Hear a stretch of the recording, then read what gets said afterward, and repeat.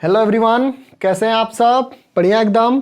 तो इस वीडियो में मैं आपको बताने वाला हूं कि दो त्रिभुज जो होते हैं वो समरूप किस कंडीशन में हो सकते हैं। दो त्रिभुज को समरूप होने के लिए क्या क्या शर्तें होंगी, ठीक। लेकिन इससे पहले मैं आपको बताऊंगा कि दो त्रिभुज सर्वांगसम कब होते हैं, ठीक है।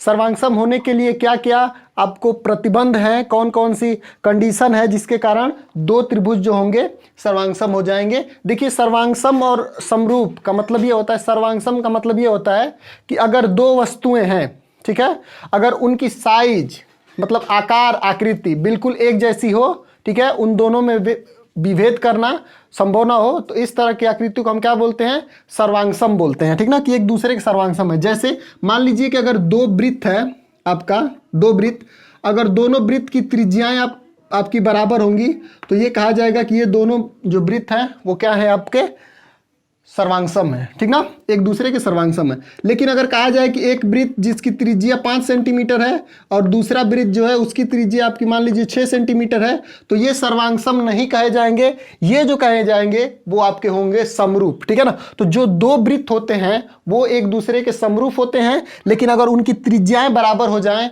तो वो आपस में क्या हो जाएंगे? सर्वांगसम हो जाएंगे, ठीक है।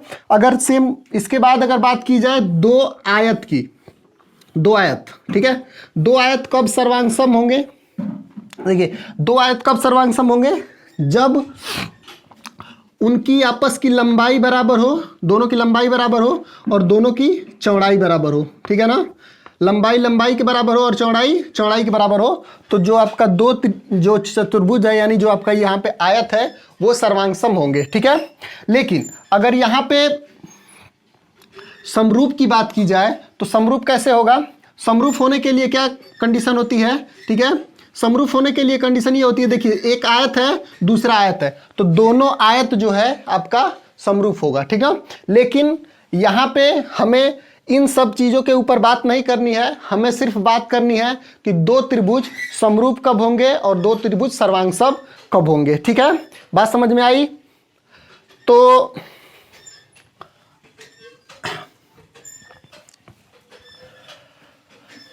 मैं तो इसको हटा दे रहा हूं, ठीक। तो हमें बात करनी है कि दो त्रिभुज सर्वांगसम कब होंगे, ठीक है। उनके लिए क्या क्या प्रतिबंध है, क्या क्या नियम है, ठीक है, क्या क्या प्रमेय है, उसकी बात करेंगे। अपने क्लास 9th में इन सभी प्रमेयों को पढ़ा हुआ है, लेकिन फिर भी क्लास 10th में उसका उपयोग होने वाला है, उसका यूज होने वाला है, इसलिए मैं उन सबको एक बार फिर से आपको बता दे रहा हूं। देखिए, ठीक, दो त्रिभुज समरूप कब होंगे, ठीक है, सॉरी, सर्वांगसम कब होंगे। दो त्रिभुज की सर्वांगसमता हेतु पर्याप्त प्रतिबंध मैं आपको बताने वाला हूं। पहला प्रतिबंध है आपका भुजा कोण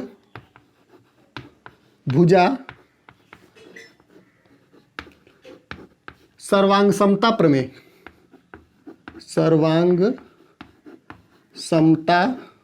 प्रमेय, ठीक है। आपने क्लास 9th में ये प्रमेय पढ़ा हुआ है कि दो त्रिभुज सर्वांगसम कब होंगे। जो पहली आपकी प्रमेय है वो है भुजा कोण भुजा सर्वांगसमता प्रमेय, ठीक है। देखिए, ये प्रमेय क्या कहती है? मान लीजिए कि दो त्रिभुज है आपके पास,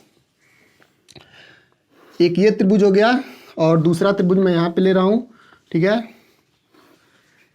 ए बी सी। एक त्रिभुज ए बी सी है, दूसरा त्रिभुज पी क्यू आर है, ठीक है।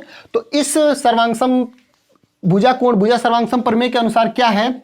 देखिए, भुजा मतलब दो त्रिभुज जो हैं उनमें एक भुजा, मान लीजिए कि ये वाली है S1 भुजा, ये वाली S1 भुजा AB PQ के बराबर है S1, ठीक है। और उसके बाद से कोण, कोण एक मान लीजिए ये वाला कोण बराबर है A1 कोण जो है यहाँ पे A1 कोण, यानी कोण B जो है कोण Q के बराबर है, ठीक। और उसके बाद से फिर भुजा, ये वाली भुजा इस वाली भुजा के बराबर है, इसको हमने S2 मान लिया, ठीक है ना।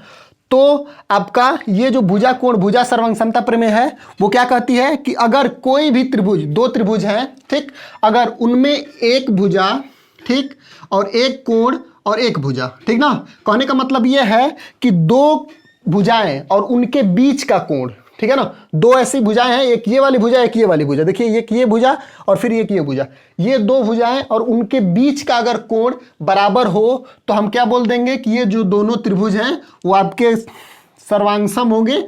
और सर्वांगसम का सिंबल ये होता है, देखिए कैसे, ऐसे बनाते हैं सर्वांगसम का सिंबल। ठीक है ना, बात समझ में आ गई, समझ में आ गई बात। ठीक, अब देखिए इसमें ये नहीं होना चाहिए कि दो भुजाएं बराबर हो और कोई सा भी कोण बराबर हो जाए, ऐसा बिल्कुल नहीं है। ठीक ना, सिर्फ उन दोनों के बीच का कोण बराबर होना चाहिए। ठीक, उसके बाद से दूसरा जो आपकी प्रमेय है वह है आपका भुजा कोण, भुजा कोण लिख दे रहे हैं। ठीक ना, कोण भुजा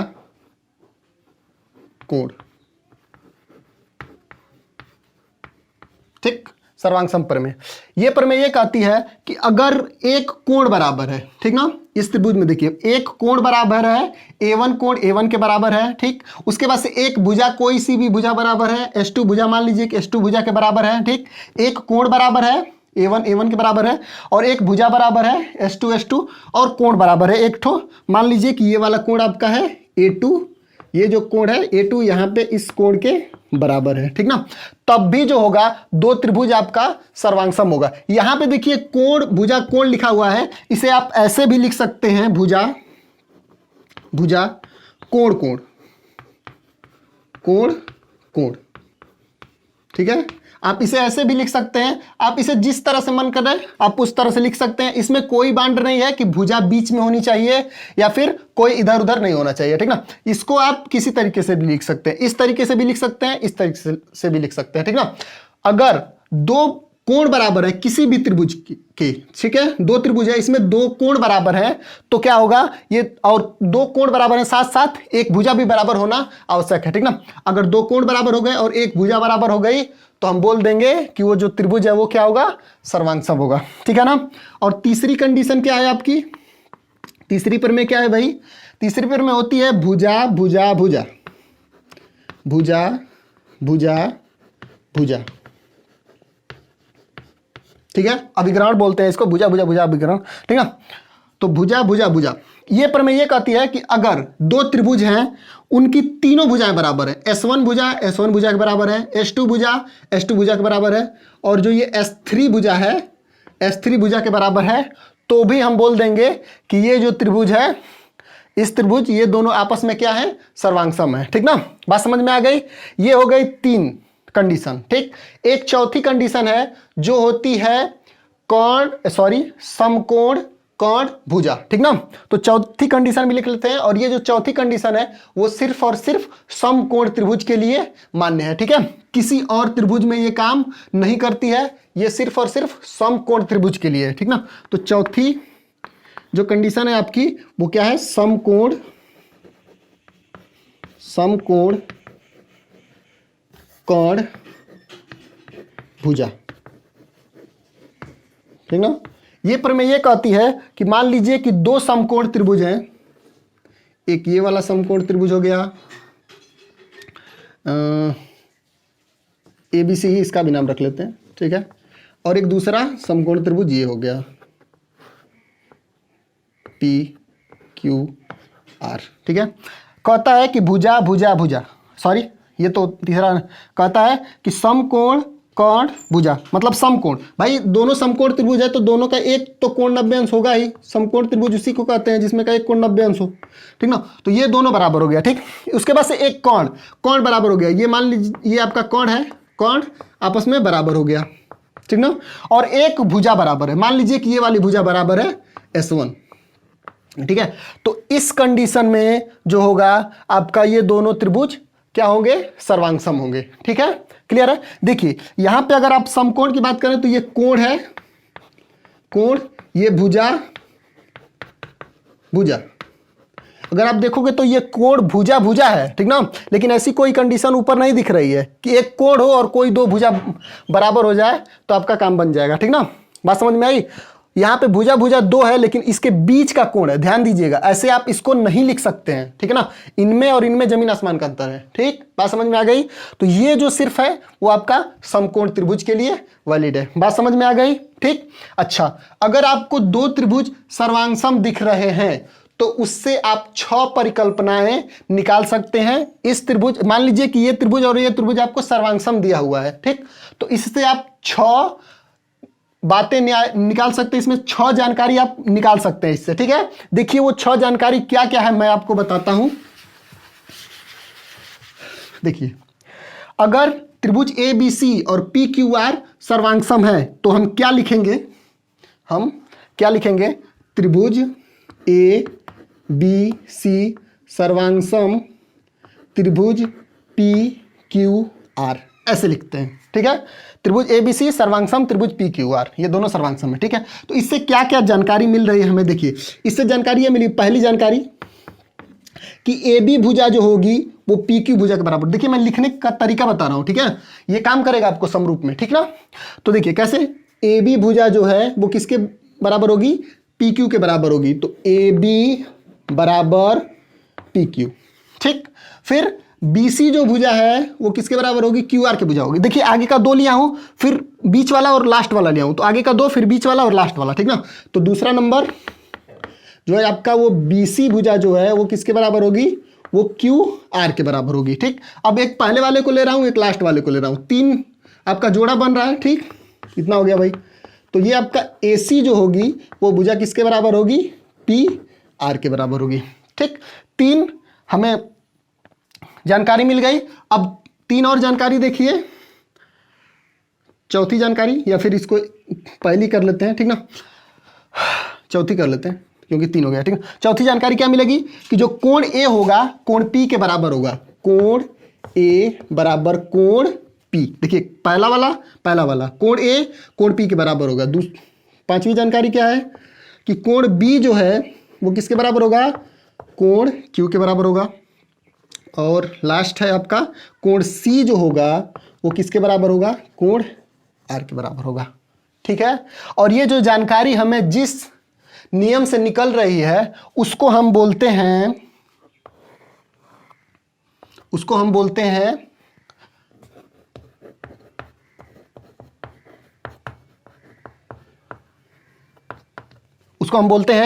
सत्रिसंभु, ठीक है। इसको लिखते हैं, जब आप किसी भी समरूप त्रिभुज में से जानकारी ये निकालते हैं तो कैसे निकाले हैं, क्या नियम है, कैसे निकाल दिए आप, कैसे लिखेंगे, तो आपको लिखना पड़ता है सत्रिसंभु, मतलब सर्वांगसम त्रिभुज की संगत भुजाएं, संगत अवयव, सॉरी यहां पे और रहेगा, ठीक है, सॉरी ठीक ना, समांतर त्रिभुज की संगत अवयव, ठीक है। ये सब समांतर त्रिभुज के संगत अवयव हैं। इतनी बात आपको समझ में आ गई है। अगर इतनी बात समझ में आ गई है तो आप इसको एक बार अच्छी तरह से कॉपी कर लीजिए, नोट कर लीजिए, फिर मैं बताऊंगा कि 2 त्रिभुज समरूप कब होते हैं, ठीक है। नोट कर लीजिए इसको। सर्वांगसम आपको समझ में आ गया कि 2 त्रिभुज सर्वांगसम कैसे होते हैं, कब होते हैं, ठीक। अब जो है हमें, अब तक तो जो पढ़ रहे थे वो पुरानी बातें पढ़ रहे थे, ठीक है, उसका यूज होने वाला है 10 में, इसलिए मैंने आपको बता दिया, ठीक। अब 2 त्रिभुज समरूप कब होंगे, ठीक है। तो 2 त्रिभुज समरूप तब होंगे, समरूप होने के लिए जो प्रतिबंध है वो सबसे पहले किसी त्रिभुज के लिए नहीं, वो किसी भी बहुभुज के लिए, ठीक है। त्रिभुज हो, चतुर्भुज हो, पंचभुज हो, त्रिभुज भी तो बहुभुज ही है, ठीक है। तो किसी भी के लिए, कोई सा भी त्रिभुज हो, चतुर्भुज हो, पंचभुज हो, ठीक है, उनके लिए, सबके लिए जो एकदम जो सामान्य है, जो सब पे लागू होता है, वो मैं बात आपको बता रहा हूं। पहली कंडीशन जो है आपकी क्या है कि 2 बहुभुज तभी समरूप होंगे, 2 क्या बोल रहा हूं सुनिए ध्यान से, 2 बहुभुज तभी समरूप होंगे यदि उसमें पहली बात है कि उनके संगत कोण बराबर हो, संगत कोण बराबर हो, और लिख रहा हूं, और मतलब दोनों बात, ठीक है ना। दूसरा नंबर, उनकी संगत भुजाएं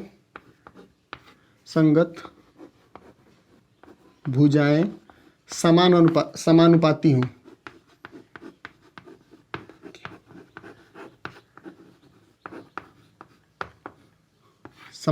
हों, ठीक ना।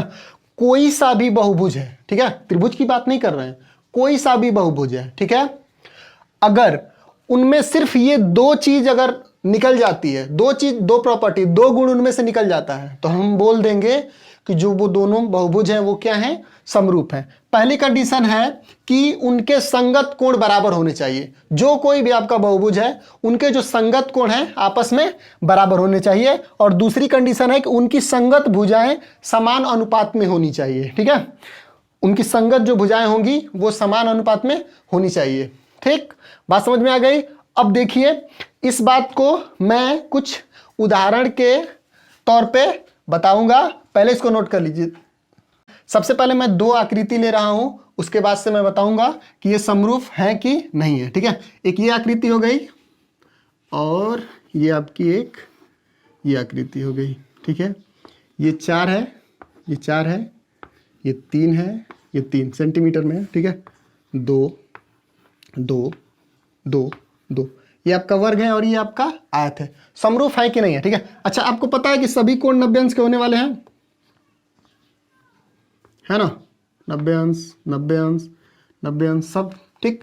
अब देखिए पहली कंडीशन क्या बोल रही थी कि जिनके जो संगत कोण हैं वो आपस में क्या होने चाहिए, बराबर होने चाहिए। तो देखिए पहला वाला कोण, इसका नाम दे देते हैं A B C D P Q R S, ठीक है। तो जो ए एस कोण के बराबर है, ठीक है भाई, बी आर के बराबर है, सी क्यू के बराबर है और पी जो है वो डी जो है वो पी के बराबर है, ठीक है। तो कोण तो बराबर हो गया, पहली कंडीशन सेटिफाई हो गई, ठीक ना। अब दूसरी कंडीशन जो है वो क्या है कि इनकी जो संगत भुजाएं हैं उनका अनुपात बराबर होना चाहिए, मतलब समान अनुपात में होना चाहिए, ठीक है। संगत भुजाएं लेते हैं, इसका और इसका अनुपात, देखिए कैसे अनुपात निकालते हैं, इसका और इसका अनुपात 2/3 बराबर किसके होने चाहिए, इस वाले अनुपात और इस वाले के अनुपात के बराबर होने चाहिए। 2/4 आ रहा है, ये तो पहले ही गड़बड़ हो गया ना, पहले ही काम गड़बड़ा गया। तो अब क्या करेंगे, अब काम गड़बड़ा गया तो बोल देंगे कि ये और ये आपस में समरूप नहीं है। और आपको पता है कि आयत और वर्ग आपस में समरूप नहीं होते हैं, ठीक है। बात समझ में आ गई, ठीक ना। अब मान लीजिए कि एक ऐसे हो समांतर चतुर्भुज हो, तब भी ये समरूप नहीं होगा एक दूसरे के, ठीक। जैसे मान लीजिए कि ये 4 4 3 3 है, ठीक। तो इसको छोड़ देते हैं, अभी इससे और इससे तुलना करते हैं, ये समरूप है कि नहीं है। तो देख लीजिए ये समरूप नहीं है, क्यों, क्योंकि देखिए इनका जो अनुपात है वो बराबर आ रहा है। इसका अनुपात इसके साथ 3/3 बराबर, इसका अनुपात इसके साथ 4/4 बराबर, इसका अनुपात इसके साथ 3/3 बराबर, इसका अनुपात इसके साथ 4/4, सबका मान 1 आ रहा है, ठीक है। दूसरी कंडीशन तो सही हो गई, दूसरी कंडीशन में कोई दिक्कत नहीं है। लेकिन पहली कंडीशन देख लीजिए, ये वाला कोण इस वाले कोण के बराबर थोड़े, ये 90 अंश का थोड़े है, ठीक है, और ये 90 अंश का थोड़े है, ये भी 90 अंश का है, ये भी 90 अंश का है, नहीं। तो पहली कंडीशन ही सही नहीं हो पाई, ठीक। तो ये और ये आपस में समरूप नहीं है, ठीक है। हाँ, तो अब हमें हल करना है प्रश्नावली 6A, ठीक है। तो जो आपकी प्रश्नावली है इसमें 3 क्वेश्चन दिए हुए हैं, उन क्वेश्चनों को मैंने सोचा कि इसी वीडियो में हम उनको हल कर दें। उसके बाद से जो है आपकी प्रमेय है आधारभूत अनुपातिक प्रमेय, थेल्स प्रमेय जिसको बोलते हैं, बहुत ही इंपॉर्टेंट है और उसको मैं बहुत ही अच्छी तरीके से बताऊंगा। तो आप पहले आपका 6A प्रश्नावली कंप्लीट कर लेते हैं, फिर अगली वीडियो में जो होगी आधारभूत अनुपातिक प्रमेय बताई जाएगी, ठीक ना। उस वीडियो को आप जरूर देखिएगा, ठीक।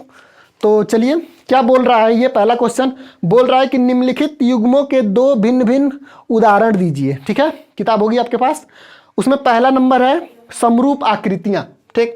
तो समरूप आकृतियां कौन कौन सी हो जाएंगी, ठीक है। देखिए समरूप आकृतियां, देखिए जो 2 आपके वर्ग हैं वो आप, सॉरी 2 वृत्त हैं वो आपके क्या हैं, समरूप है। 2 वर्ग हैं वो आपके क्या हैं, समरूप है, ठीक है, समान रूप के हैं, है ना। इसकी लंबाई कितनी भी बड़ी हो, लेकिन शर्त यह है कि ये वर्ग होना चाहिए। इसकी त्रिज्या कितनी भी बड़ी हो, कोई फर्क नहीं पड़ता, ठीक है ना। सिर्फ क्या होना चाहिए, अगर ये वृत्त है तो ये भी वृत्त ही होना चाहिए, अगर ये वर्ग है तो ये भी वर्ग होना चाहिए, अगर ये आयत है तो ये भी आयत होनी चाहिए, ठीक है। बात समझ में आ गई, ठीक। तो ये आपके क्या होंगे, समरूप होंगे। अब समरूप नहीं होंगे, दूसरा नंबर बोल रहा है ऐसी आकृतियां जो समरूप नहीं है। अच्छा, आकृतियों की बात कर रहा है, अगर आप वस्तु की बात करें तो मान लीजिए कि 2 सिक्का है, ठीक है, 10-10 रुपए वाला 2 सिक्का है और दोनों एक ही सन का है, ठीक ना। तो वो क्या होगा, वो तो सर्वांगसम होगा, ठीक। लेकिन अच्छा एक बात और ध्यान रख लीजिए कि जो चीज सर्वांगसम होती है वो समरूप जरूर होगी, ठीक ना। ये बात पक्की है कि जो चीज सर्वांगसम होगी वो समरूप जरूर होगी, लेकिन ऐसा बिल्कुल नहीं है कि जो चीज समरूप हो वो सर्वांगसम भी हो भी सकता है और नहीं भी हो सकता है, ठीक ना। इस बात का ध्यान रखिएगा। तो जो दो सिक्के होते हैं, आप दो सिक्के देखेंगे वो गोल गोल होते हैं, तो वो तो आपके क्या हो जाएंगे, समरूप हो जाएंगे। वो छोटे रहें बड़े रहें कोई फर्क नहीं पड़ता, ठीक। समरूप नहीं है भाई। अब इसी में से तुलना कर लीजिए, एक वृत्त ले लीजिए और दूसरा वर्ग ले लीजिए, ये समरूप है कहाँ, नहीं है। एक वर्ग ले लीजिए और दूसरा आयत ले लीजिए, समरूप है क्या, नहीं है, ठीक। बात समझ में आ गई। तो आपका दूसरा क्वेश्चन बोल रहा है बताइए कि निम्नलिखित चतुर्भुज समरूप है या नहीं है, ठीक। तो दूसरा क्वेश्चन लिख देते हैं यहाँ पे। तो ये बहुभुज है, हमको बताना है कि समरूप है कि नहीं है, ठीक। पहली कंडीशन क्या बोलती है भाई कि जो अगर दो आकृतियों में निकाला जा रहा है तो उन दोनों का कोण जो होगा वो संगत कोण बराबर होना चाहिए। तो कोण P कोण A के बराबर है क्या, ये समांतर चतुर्भुज है और ये आपका क्या है, ये एक वर्ग है, ठीक है। तो वर्ग का कोण 90 अंश का होता है, समांतर चतुर्भुज का ये वाला कोण 90 अंश थोड़े होता है। वर्ग भी एक समांतर चतुर्भुज है, ठीक ना, लेकिन ये अलग टाइप का समांतर चतुर्भुज है और ये वर्ग है, ठीक ना। तो ये 90 अंश का है ही नहीं, तो कोण तो बराबर हुए नहीं, ठीक। लेकिन भुजाओं का अनुपात बराबर है, लेकिन दोनों कंडीशन होनी चाहिए, इसलिए ये समरूप आपस में नहीं होंगे। बात समझ में आ गई, ठीक। जो तीसरा है वो आप उसको देख लीजिए, ठीक। तो आपका तीसरा क्वेश्चन बिल्कुल ऐसा है, बोल रहा है समरूप होंगे कि नहीं होंगे। देख लीजिए पहली कंडीशन क्या है आपकी, पहली शर्त क्या है कि दोनों के जो संगत कोण है वो आपस में बराबर होना चाहिए। देखिए कोण D जो है वो किसके बराबर है, कोण यस के। कोण A जो है वो कोण P के बराबर है। कोण B जो है वो कोण Q के बराबर है। कोण C जो है वो कोण R के बराबर है। तो सभी के सभी कोण क्या हो गए, आपस में बराबर हो गए। पहली कंडीशन सेटिस्फाई हो गई, ठीक। दूसरी कंडीशन क्या है, इनकी संगत भुजाओं का अनुपात भी बराबर होना चाहिए भाई। तो इसका अनुपात बटे इसका अनुपात बराबर इसका अनुपात बटे इसका अनुपात, ठीक ना। मिला लेते हैं तो 2.1 बटे में 4.2 बराबर इसका बटे इसका बराबर इसका बटे इसका हो गया, ठीक ना। फिर इसका बटे इसका, देखिए इसमें से आप पहले जिसको उठा रहे हैं उसको ऊपर रखेंगे। तो इसमें जितने भी आपके भुजाएं ले रहे हैं, जितनी भुजाएं ले रहे हैं उनको ऊपर ही रखना है, ठीक ना। अगर ऊपर नीचे कर देंगे, इसमें से एक बार ऊपर लें एक बार इसको नीचे रख दें तो तब तो नहीं आएगा, तब तो गड़बड़ हो जाएगा ना, ठीक। तो यहाँ पे इन दोनों का अनुपात पहले इसको ऊपर रखा फिर इसको नीचे, फिर इसको ऊपर रखा फिर इसको नीचे, ठीक ना।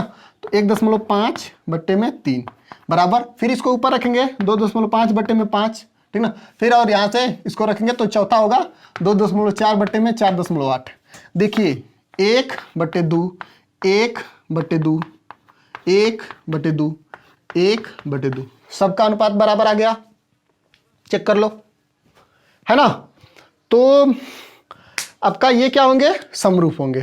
क्लियर है, समझ में आ गया सबको, नोट कर लीजिए और फिर हम हल करेंगे थेल्स प्रमेय।